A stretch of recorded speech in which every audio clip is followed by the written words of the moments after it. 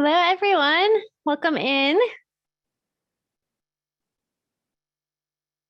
As you're coming in, let us know where you're watching from in the chat. I always like to see who's here and where you're tuning in from. Make sure your chat also is set to everyone. Every time we always have people who just write to panelists and attendees. So down in that chat box where it says to, make sure you have that set to everyone and not just me. All right, we got Salt Lake City. Hi, Jean. Port Orchard, Kittensville. I recognize some names from yesterday. It's great to see you all back. Margie from Denver, John from Pittsburgh. Hi, Ellen. Good to see you. St. Petersburg, Ruth from Oregon, Diane from South Carolina, Florida, Texas. I think I just missed someone from a different country. It's going fast now. Iowa, Chicago suburbs, Christy from California, Carrie from Colorado, Larry from Alaska. Very cool. Julie from Ohio. Kathleen is back from New Zealand. Kathleen, New Zealand is the one country that has been on my list for so long. I really want to go visit there. Hey, George from Texas. Linda from Washington. Hey, Kate from Michigan. Cynthia from New Mexico. It's great to see so many familiar names back. Lynn from Salt Lake City. Marie from France. All right, international. Linda's back from Oregon. Great hygiene from Florida. David from St. Louis, my fellow St. Louisan. Hi, Bernard. Good to see you. Alana from Canada. Pilla, I would love to visit you in Norway. That is also on my list. Those fjords look amazing. Teddy from Illinois. Great. Well, did you all get a chance to watch the presentation? No judgment if not, but I just want to know how many people have watched it and how many people haven't. So give me a yes if you have and a no if you haven't, or not yet. We'll make it nice if you haven't yet. Okay, great. Lots of people. Great. Okay, it looks like most people have watched it. Not yet. I like the Yabul. Very good. Hey, Sandra. Good to see you. All right, George. Okay, so I think about seems maybe 60% have watched it. So do go ahead and watch it after this if you haven't yet. There is a lot of information in there that I think will hopefully help you with your German genealogy research. But either way, all questions are welcome. The only questions that I do not think would be very helpful to answer today for you are specific last names questions. I know a lot of you are probably curious where your specific last name comes from, but there's so many different levels of research involved to figure out specific names. So unless it's a direct translation of a German word, that would involve research on my part.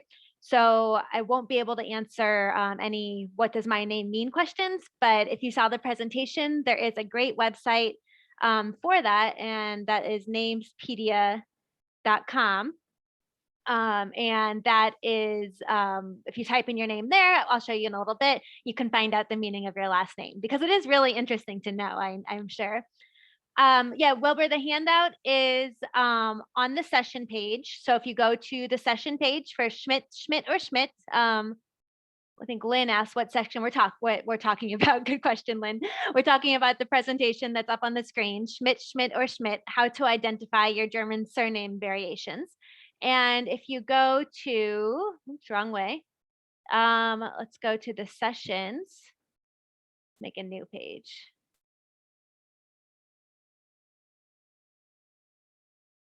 You go to the sessions. I'm going to show you where the handout is just in case people haven't found it. There's a lot of good information on the handout. So this is the session where you can watch it. And if you scroll down under downloadable resources, that's where the syllabus is. So that's the handout for this specific presentation that you can watch here. But in this little session here, we're just going to be doing questions. So you can watch it if you haven't yet, whenever you like. And in the meantime, we'll hopefully get all your questions. So let's go ahead and get started. I see a couple questions in the chat. It would probably be easier if we can put them in the Q&A box at the bottom, because when a lot of people write in the chat, then it starts to scroll up and I tend to miss some questions. In the Q&A box, it keeps them separate. So if you see that Q&A down at the bottom, go ahead over there, type your question in there, and I will hopefully get through all of them. So let's start with Ellen. Ellen says, is that the site that shows the BAME surname distribution map? I noticed that slide, but wasn't sure of the site. Whew, Ellen, you're testing my memory. I recorded this presentation in December. I did rewatch it 2 days ago just to make sure. I'm trying to find the slide you're talking about. Oh, here we are. Yes, thank you. So this is the BAME surname distribution map. We'll go on over and I'll show you it right now. So this is what Namespedia looks like. It is a very cool site. Someone give me a last name that you're researching in the chat and I'll type it in. Leapart. All right, Jane got it.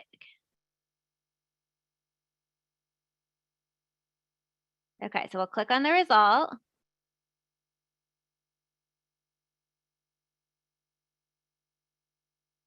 Ooh. And it says 5% is actually a first name. Interesting. 95% is a surname. A lot is in the USA. So it's interesting. It's not showing up as much in Germany anymore. So let's see if we can get one that has, let's see if we can get a German last name. Let's try Heifner. So Jane, I'd be interested to know if they changed the spelling in Germany.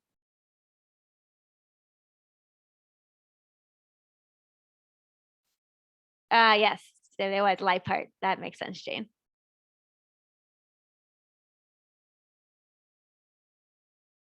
Yeah, for some reason getting only USA results today. I'm going to do mine because I know that shows up as Germany. That's what I wanted to show you.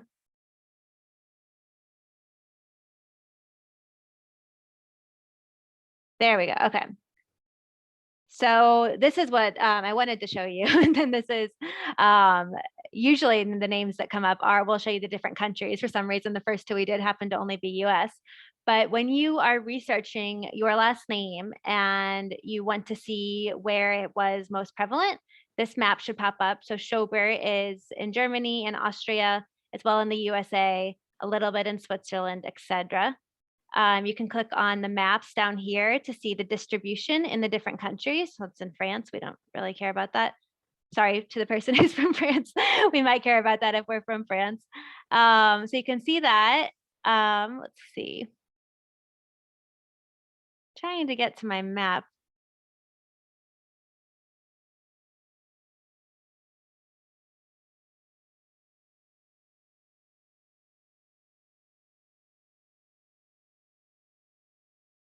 Let's go to this website.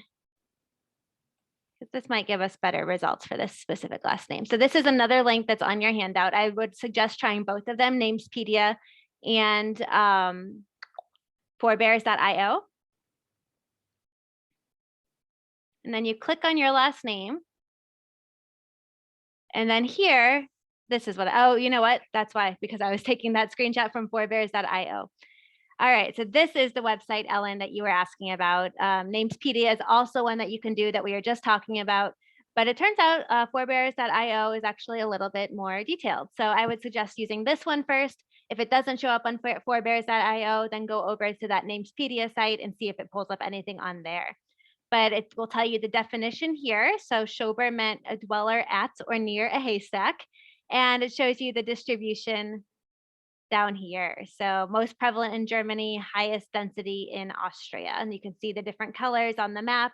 And I like to use this tool if I am trying to decipher a last name. Let's say I have a new maiden name that I haven't figured out yet, and I want to make sure that I'm reading the letters correctly. And so I will go to either namespedia.com or forebears.io. And it seems like I said, this forebears one is being a little bit more detailed. So try this one first and see if I can find an actual instance of the last name. If nothing comes up for the last name that I think I'm seeing on my record, that's likely a hint or a clue that maybe I've misread the name and I want to look back again. So we'll do one more. Let's see. We can get another good name that you put in the chat. Eike, I see, which means oak. That one I do know. Interesting, density in highest density in Estonia. But you can see here, there's also some in these countries as well. So that would be a clue that it does exist. Ideally, we'd like it to exist in Germany and Austria, but you can see that there are instances in Austria and Germany as well. So play around with that. It's fun. Unfortunately, the meaning of this surname isn't listed, but I bet a lot of those in the chat would be listed as well. So go ahead and play around with both those sites. They're a lot of fun. Let's go back to the next question. Chuck says, my surname is Gurig. I have also seen it as Goehrig and Gehrig. Would I ever see the variation in the ending? So instead of ing. Well, first I want to talk about your umlaut question, Chuck. You might know the answer to this, but I bet some people don't. So Chuck said, sometimes his name is spelled with an O umlaut, so with those 2 dots, and sometimes it's written with an OE. So I talked about this in the presentation. If you have an umlaut, those 2 dots over your name, over your letter, so over an A, O, or U, you also want to look for a variation with an E after the letter. That's how the English version of the umlaut was written. So instead of an O umlaut, try an OE. Instead of a U umlaut, try a UE. And then Chuck also says he sees Gehrig, which makes sense because that would be pronounced Gehrig. And sometimes that O umlaut was anglicized with the A sound. So knowing the sounds that the umlauts could have made will help you to figure out other spellings. Now, his actual question is, would that IG sometimes have been written ING? I would say yes. I wouldn't say it's 100% for sure that it was, but if you did see an ING, I don't think that would be a weird variant. Margaret says, are S and Z ever interchanged, such as Renzel and Renzel? Yes, definitely. In German, the Z is pronounced S, so that's like a TS. So sometimes that TS sound did get replaced with an S. So you will see S and Z variants. Very good question.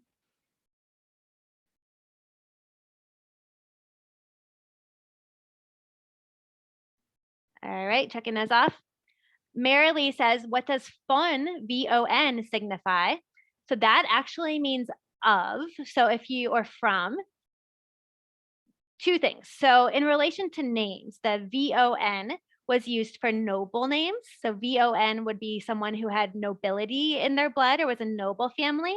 But if you do see VON on a record and then a town after it, that VON in that case is going to mean from. So if it's before a last name, that would be noble. And if it's before a town, it would mean from. And then Marilee says, my main surname question is, have you heard of the name Patzner? My other name is Zander and Harnish. Patzner I haven't seen before, but go check it out on forebears.io or Namespedia and see if you can find it on there. Another good website to check names out is Geogen. And this one is only for Germany. So let's try our Heifner name. Oops, let's see another name. Heifner does a Weingartner, which might be Weingartner in Germany. So yeah, so Weingartner. So this is a map of Germany. This shows where the distribution of people with the last name Weingartner lived. So mostly in Bavaria. So if D, who is researching that last name, was looking at a record up here and she only got results down here, that might be a clue for D that she read the name wrong, because you want the area of the last name to correspond with the area you're researching. So if D's record came from Bavaria, she would be pretty sure that she read that last name correctly and that that she was right. And then over here are other variations you might see. So you can use this little map over here to see what some other variations might be. And one of my favorite things about Geogen is you can click on this map, the little tiny map on the left, and then you can check this little box here, show cities overlay, and it will show you the different cities in those areas of Germany. So you can get more specific for, okay, my last name is Weingartner. it was very prevalent down here in these areas near these cities. So that's a little fun trick to get even more specific areas where your last name may have come from.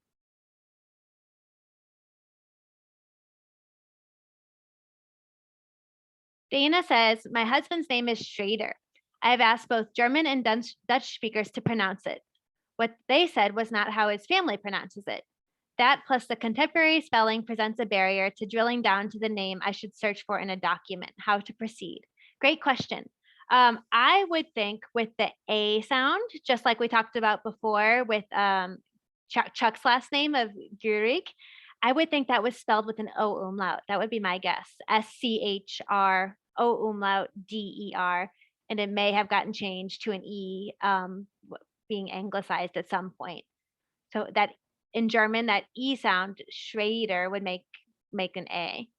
However, if you're pronouncing it Schrader, I wish we could talk, I could hear how you're pronouncing it. If you're pronouncing it Schrader, then you might see it written IEDR because IE was pronounced E in Germany. So you might want to look for both of those variants. Randy says, my grandfather's last name was spelled at various times in history as Kemkers, Kemkes, Kempkin, among others. Is that common?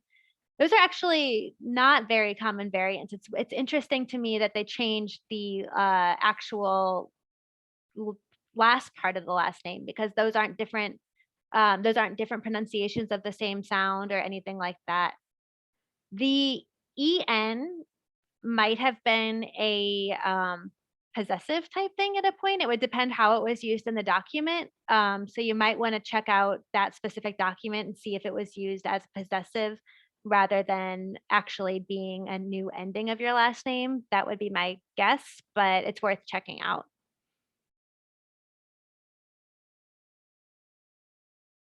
Margaret says, are extra T's ever added? So it says Renzel and Renzel. So Renzel and Rentzel.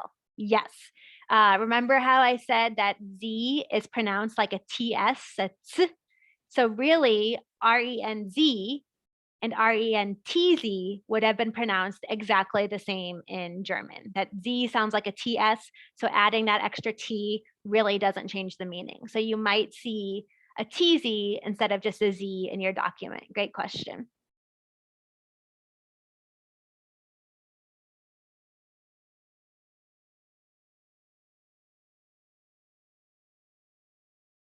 Oh, okay. Pilla says, her question is about the IN ending for females. About what years did Germans add the IN? So that IN in the German language is actually used even today, no longer for names, but for example, the word for friend in German is Freund. But if you're talking about a female friend, it would be Freundin. The word for teacher is Lehrer. But if you're talking about a female teacher, it would be Lehrerin. For last names, I'm not sure when they stopped using it. If anyone knows, let us know in the chat. But I've seen it at least until the end of the 19th century. I think I have seen it some in the early 20th century as well, but I would have to look up when exactly they stopped using it and why. But I have seen it until the end of the 19th century in some documents.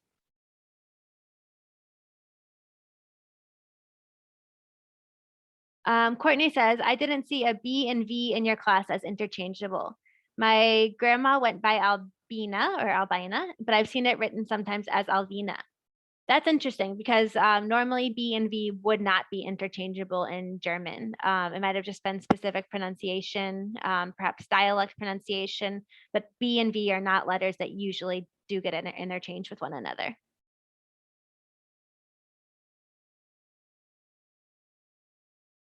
Christine says, all variations of my surname end in S. It was unclear whether all surnames ending in S were possessives or just with those with the des phrase before. Good question. So I think some people haven't watched the presentation, so I'm going to go over this real quick just because it's so important. Okay, so what Christine is talking about is the possessive suffix of S.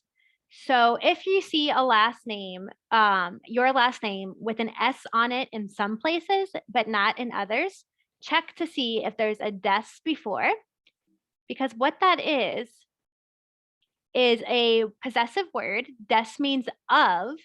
And if you have the word des or of, you need to put an S on either the following last name or the following occupation. So this phrase says Sohn des Johann Schmidts. This S right here is only added to the name Schmidt because of this word des, meaning of, requiring an extra grammatical marker. It's a weird German thing. We don't do anything like it in English, but this says son of Johann Schmidt. Because the word des is here, it requires that you add an S to either the last name, or if there was an occupation before, if it said son of the weaver Johann Schmidt, you could add the S to the word weaver, which is Weber as well. So if you see an S on your last name, check to see if the word des is before, and that would be the only reason that that S is there. So Christine, to answer your specific question, if all variations of your surname end in S, then that is your actual last name. If it appears throughout the document where there is no des, that S is part of the last name. So very good question.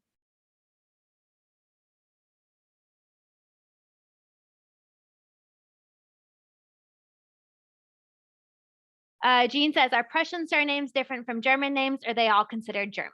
They are considered German. So Prussia was a big part of Germany, very much considered German. Sandy says that she has seen variations of one of her surnames, Koblin, so Koblin. There is no meaning that I can find.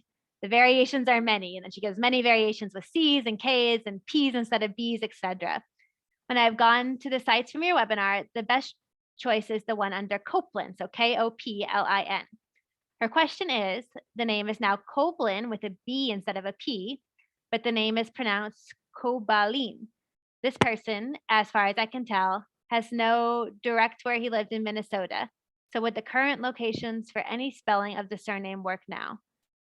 He had one son who died with one grandson that never married. The name on my side has died out. Okay, so let me see, Sandy, if I can understand your question. The current locations for any, Sandy, I'm not exactly sure what you mean. Can you let me know in the chat what you mean with the current locations for any spelling of the name? Do you mean if you're looking up the last name on like Geogen or Forebears, and if that would be the last name, the place that you should look? I'm guessing that's what you mean.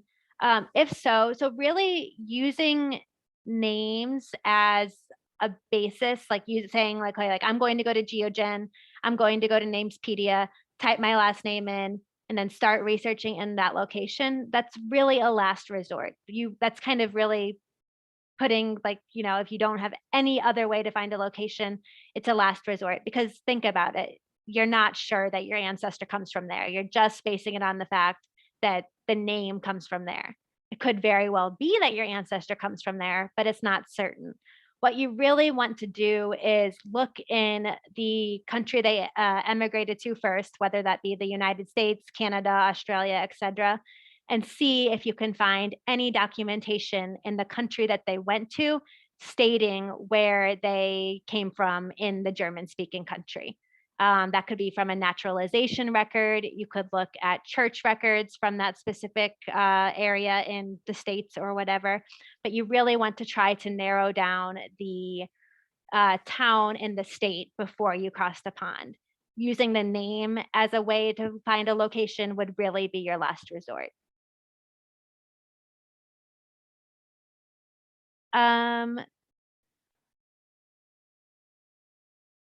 Marilee says, I've heard that Xander, Z-A-N-D, was once T-S-E-U-N-D-E-R. So that Z and T-S, you can see, get switched a lot.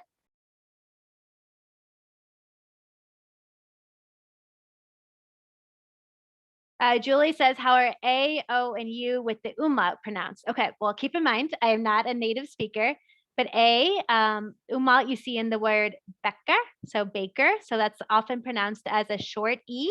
There's different versions depending on if there's two consonants or one consonant that follow. So for example, you would get a short E for the Becker A, But for the word late, S-P-A umlaut T, that would be spät. So it depends on if there's how many consonants are after.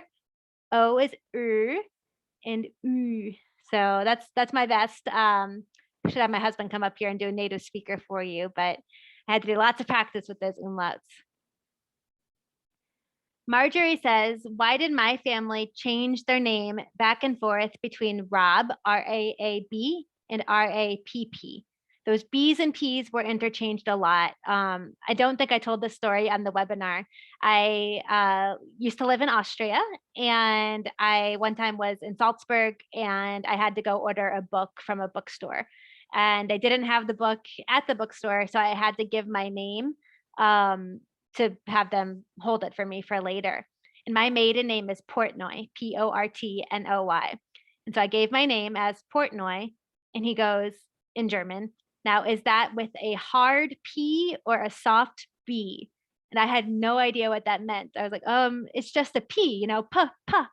But because P and B sound so similar to German speaking ears, they call it a hard P to differentiate from the letter B. So they put adjectives before these letters, because if they just said P and B, no one would know what they were talking about. So they call them hard P's and soft B's. So if your last name has a P or B, it's very likely that it would be interchanged with the other letter. And then Marjorie also asked, is R-O-P-P a variant of R-A-P-P? That could be, because R-A-P-P was pronounced Rap in Germany, which is how we would pronounce R-O-P-P in English. So I would look for both.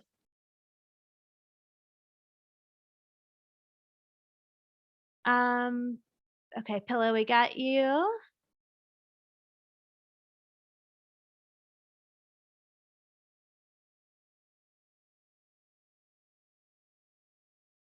Lara says, back to the question about Chuck's last name of Gerig, G-O-E-H-R-I-G. Could it ever be written with an I-K instead of an I-G? That might be. I would definitely look for that as well. That I-G ending, because it's a G, was sometimes switched with Ks. I would say IG is a lot more common than IK, but it's worth looking for to see if that ever turned up. Carolyn says, my American records show that my great-grandfather did not read and write. Everything here shows an X as his signature. How much more difficult will that make research for overseas? I don't think that should make it too much more difficult. There were a lot of people who couldn't write. So you should still have his name in the actual record, because the records were written by scribes. So even if he didn't personally sign his name himself, his name would still be recorded in the record. And I know you're probably wondering, yes, but how would he have spelled it? Honestly, he might have spelled it one way one day and a different way the next day. You'll see many variations of people spelling their name differently from record to record. So I wouldn't worry too much about not having his own personal signature. Just look for his name as written by the scribes. A good question. Douglas says, my fifth great grandfather was R-E-D-D, but signed R-O-T-H. So that's interesting, because we wouldn't often think that DD and TH could be the same, but think about the German pronunciation. If you watch the presentation, remember D and T basically sounded the same to German ears, so that D and T were interchanged. And the H, remember, is silent in German. So if you have an H, it's not going to change the pronunciation. So that's a great example of a variant that we wouldn't think to be normal, TH and DD. But think about how the Germans thought.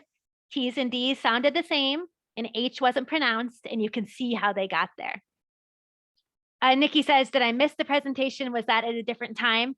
No worries, Nikki. All the Roots Tech presentations, or at least most of them, I think about 90%, were pre-recorded. So you can go and watch this presentation at any time. This session here is just the Q&A for the presentation.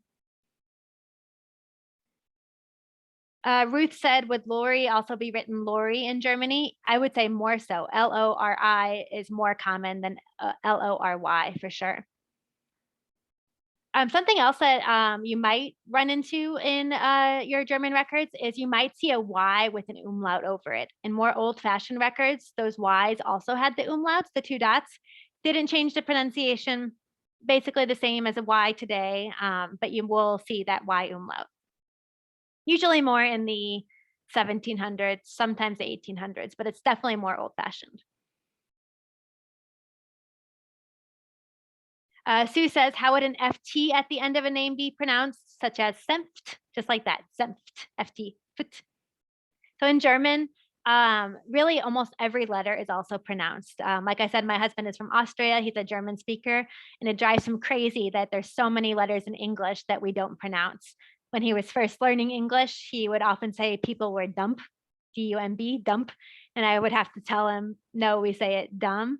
And he said, well, that's just a perfectly good waste of a letter.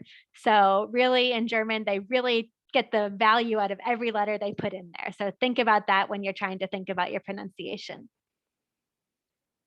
Ruth says, did people tend to interchange their first and middle names, such as Friedrich Ernst was also known as Ernst in the US? That's a great question. That is something called a Rufname. I'm going to write that in the chat. And a Rufname is a call name, so a name that a person was called. So Ruth, if your ancestor was Friedrich Ernst, maybe his Rufname, the name that he was called, was Ernst. And it wasn't really the same as like a middle name. So for example, my name is Catherine Ann, but on all legal records, I would always write Catherine. As you have probably seen on your records, they were very interchangeable. Maybe Friedrich Ernst wrote Friedrich Ernst on one record, maybe he wrote Friedrich on a second record, and maybe he wrote Ernst on a third record. So if your ancestor has multiple names, I would very highly suggest looking for all the different variations, the two together, the first name by itself or the second name by itself, and seeing if you can get different records to pull up, because it's very likely that you will.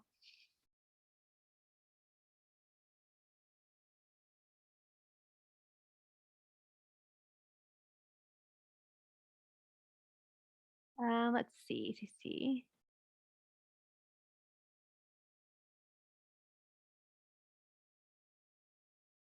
We have an anonymous question. How common are the variants for F other than V?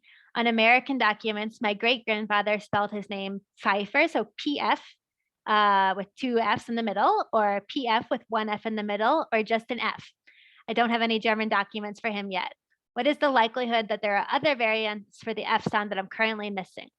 So that PF in German should technically be pronounced F. Remember, the Germans pronounce every letter. We don't want any good letter to go to waste. But I can see if he was in America, we pronounce PF as F.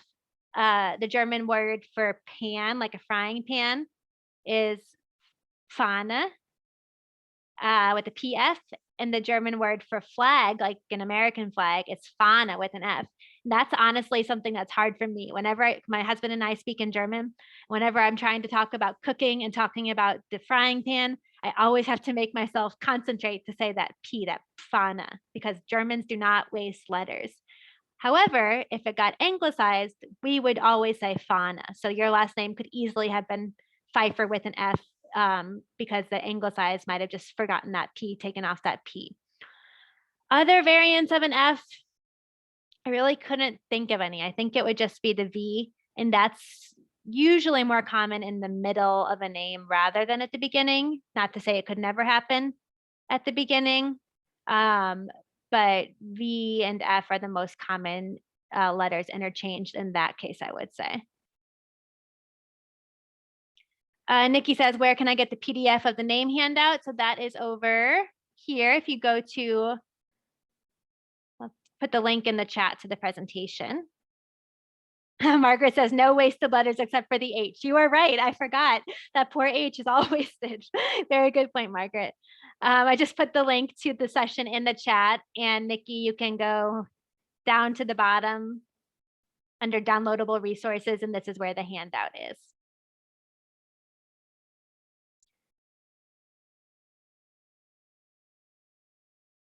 Jean says, is there a German surname suffix Holtz, Holtz, or is this an Americanized version? And if so, how would it be spelled in German? Yeah, you could definitely see Holtz.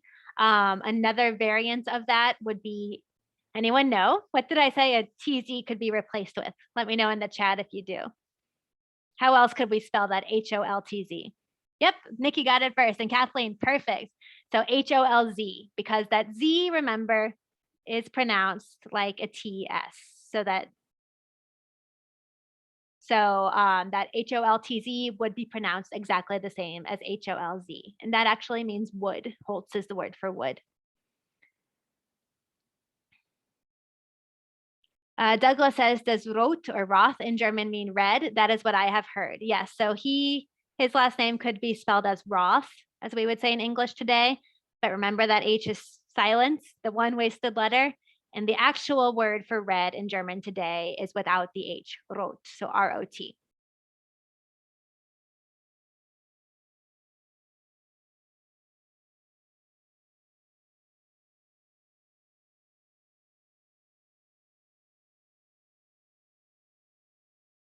Let's see.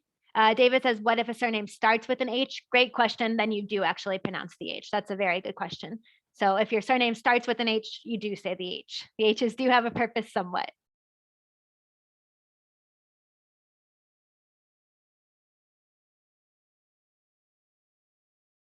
Karen says, is there any reason why Grus and Grus, so Grus and Gruss, used besides the story I was given as a child, a fight between the family? Karen, I'm not sure what you mean. I don't know if you maybe forgot to write something in your question. If you can clarify in the chat what you mean.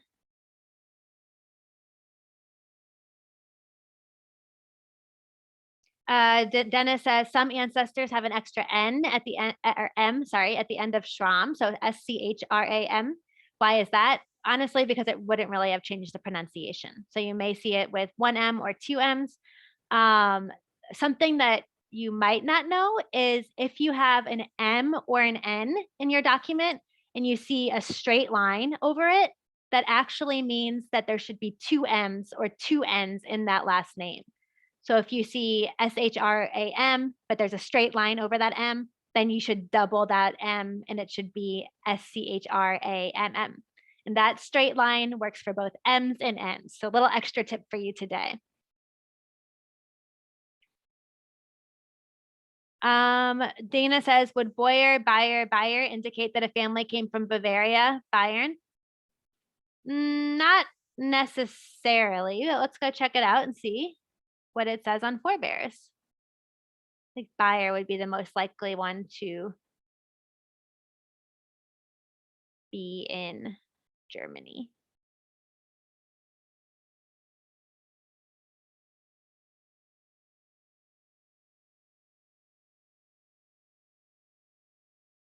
That's giving us the English version, but there's some German. So there's your Bayer, most prevalent in Germany. Let's see if we can go to Geogen and if it gives us any specific cities.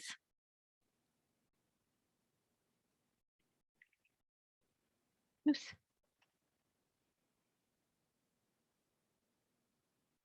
Ooh, lots of Bayers. So remember here, we can click on this map over here. We can do show cities overlay. And it does look like it's more common, not as much in Bavaria, actually. So you can see the different density. And something else, this is actually really helpful for you in this case, is this over here. You can see different variations. So that EI and EY were often switched. That's a very common one. I don't always like this over here. Sometimes it gets a little too creative and it's not very accurate.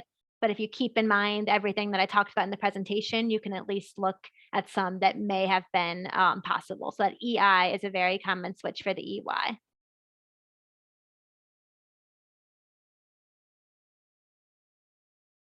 Sharon says, how would you pronounce Levenhagen since it was an H? Okay, I need to clarify. People are asking very good questions about the H. If an H starts a syllable or starts a last name, you do pronounce it. So anytime the H is at the beginning of a syllable, then you would pronounce it. So Levenhagen would still be pronounced with an H. It's really more when it's after a T or something like that that you don't pronounce it. So thank you for saying that, because I do want the H is not totally useless as I've led you to believe. So if it starts a syllable, we do want to pronounce the H. But if it's after a T or something like that, then we would not pronounce it.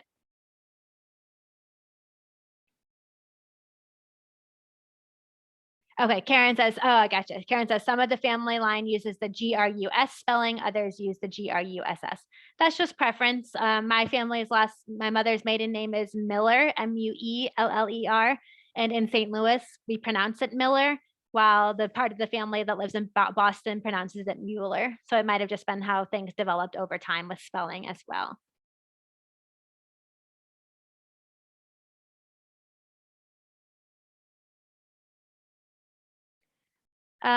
D says, I have the American name Slow, Slough, which with Slough, with variants Schlauch, Schlaug, Schlaug, etc. Is the SCHL spelling more correct? What's the German pronunciation? So the German pronunciation would be like I just said, so Schlauch. Schlauch can actually mean like hose. And that CH you can see can be pronounced with a GH. That's a common switch. Nikki also has Miller's. Yeah, I don't know why my family pronounces it Miller, but we do. All right, let's see if I missed any other questions in the chat.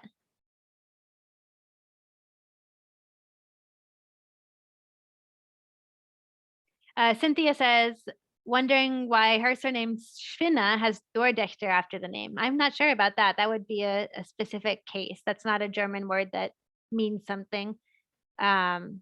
So I'm not sure about that one. We would pronounce Nikki's last name as Schmiedla. So anytime you have an IE, you pronounce it E. So if that E is second, you pronounce it E. And if that I is second, you pronounce it like the I in bike. So that's a little trick for you. You look for the EIIE letter pronunciation, look at that second letter, and that's how you pronounce it.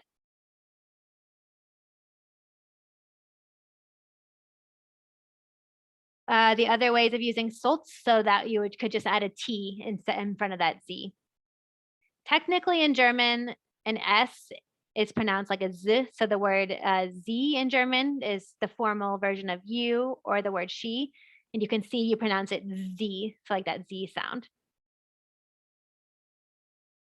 Yep, Schlauch, Cornelia says Schlauch means garden hose, and that is correct. In regular German too, Cornelia. Julie says, is alt pronounced acht as an Altstädter? No, alt is just pronounced alt, A-L-T, alt, alt.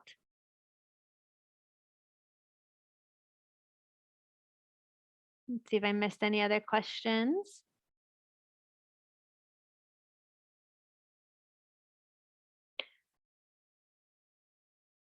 Terry says, I have a German Swiss ancestor with the first name of Peresse, which I've never found in any records with any surname. I've never seen that name either. I'm not sure what that could be. You can try again replacing the P with a B. That's would be some variants. C could be replaced with the K. So kind of think about those different different letters in the name and what variants that you learned in the presentation could replace them. That might kind of help figure out what other names that could be. But I would try to see if you can find any records, because that would be the best way to verify it.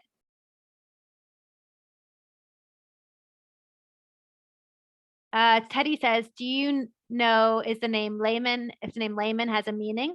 Lay, L-E-H, usually means to loan or has something to do with a fief, but I would look it up on forebears.io to be sure.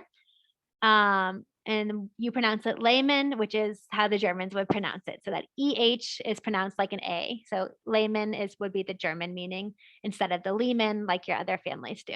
So layman would be German. Good question. Chuck says, am I able to sleep through the night yet? For those of you who don't know, my first baby was born January 9th, a whole month early, and he is about 8 weeks old now. And no, Chuck, I'm not sleeping through the night.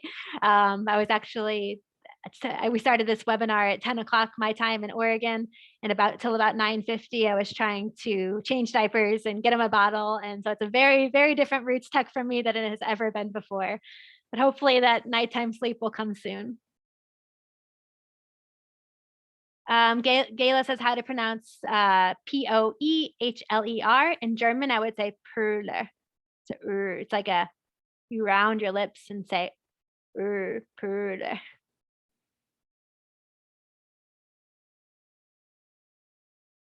Pilla says, or their parents could have made their name up. I think that was in reference to that Parike question we had before with that name that he'd never found in any records. And Pilla said her parents made her name up. I like that name.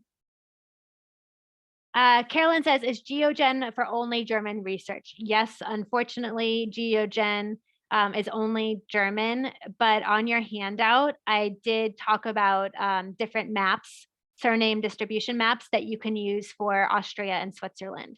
So Geogen is just the country of Germany, but there are other links on your handout for Austria and Switzerland as well.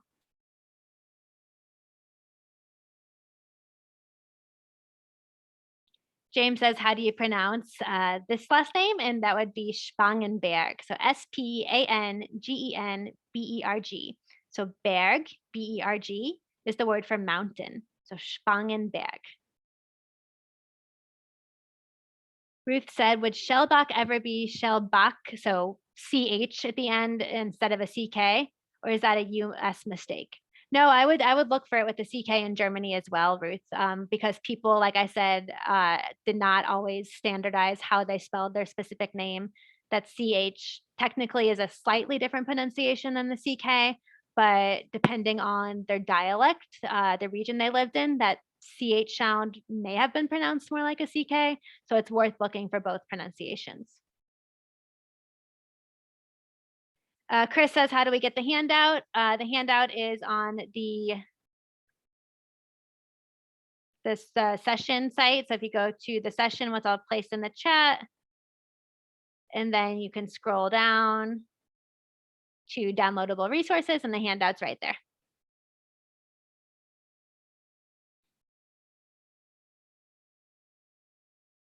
Oh yeah, Diane says in the chat, she mentioned the Namensverbreitungskarte. So that means the name distribution map, which is a great website as well. So I'm going to put that in the chat again, and just in case anyone missed Diane's post.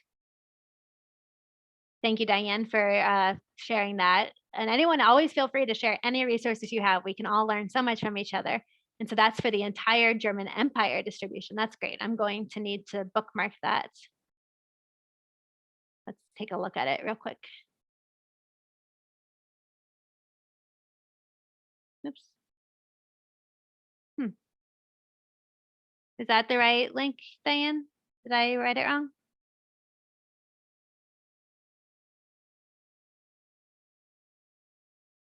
Is it .de probably? Yeah. All right, Diane, let us know. Yeah, Diane, let us know. .net. Okay, .net. That makes more sense. Phew, good thing we tried that out. .net. So I'll put the new link in the chat. Thanks, Diane.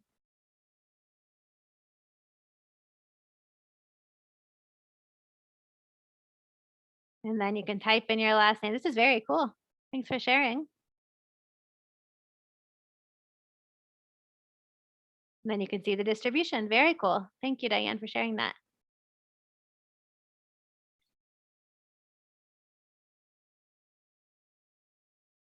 David says, I found a first name in an immigration record that appears to be Velicidas. She came from Bavaria. I've never seen that before.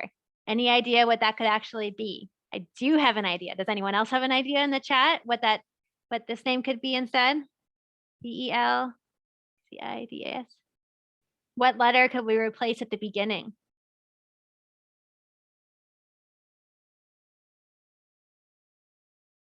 V can be, yeah, Teddy got it, an F. So F, very good. Nikki and Teddy got it. So remember, V and F are the ones that get switched with each other. So that could be some version of the name in English as Felicity. In German, you might see Felicitas. It's not a common name, something related to the name Felicity.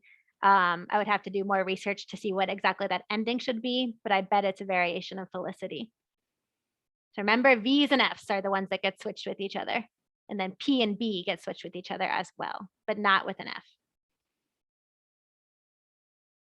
Linda says, I have two different families with CH in the surname, DAUCH and Docksteiner. Is the CH pronounced as a K? For English purposes, technically, but in German, it's more like it's more in the back of your throat. So Dach, Dauch, Dach. like that.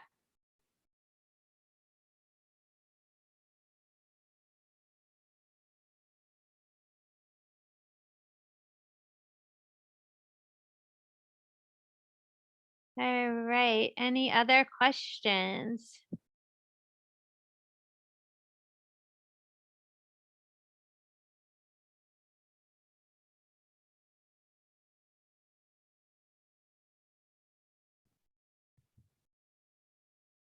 Dee asked about the Latinization of names. So sometimes you may see a US added to a name. So for example, if that name is Jacob or Jakob, you might see a US added to that. So be on the lookout for those US's in Catholic records. If you have any more questions, I did want to let you know about my booth. Feel free to come on over and check it out and come chat with me. Here's the link to the booth in the chat. And then I have my live session was yesterday, but they are putting a recording up of it soon if you want to watch that. And then you can get 15% off the Reading the Old German Handwriting course, the German for Genealogists course, or $10 off if you get tips and tricks of deciphering handwriting and magic of German church records together. And then down here, all my classes. So we have I Don't Speak the Language, translation tips and tricks, and then the one we just talked about, Schmidt, Schmidt, or Schmitt. Or I think my classes for last year are still up as well. So there's some, if you type in my name in the sessions, I believe my 2021 classes on German church records also come up. So feel free to check those out as well. Oh, Nancy says, is Albright the anglicized version of Albrecht? It could be that I could see that happening. I believe Albrecht and Albright I have seen replaced for each other. Karen says it's definitely getting easier. I'm so happy to hear that, Karen. William says back to work. Yes. Nikki says fantastic. Thank you very much. Great. Yeah, if anyone else has any other questions, I'm going to write my email in the chat or come over and chat with me at the booth. That would be even better. .com. And great. I'm so happy that you all were able to join us. And I hope you all have a wonderful rest of the conference and hope to chat with you all in my booth either today or tomorrow. Have a good day.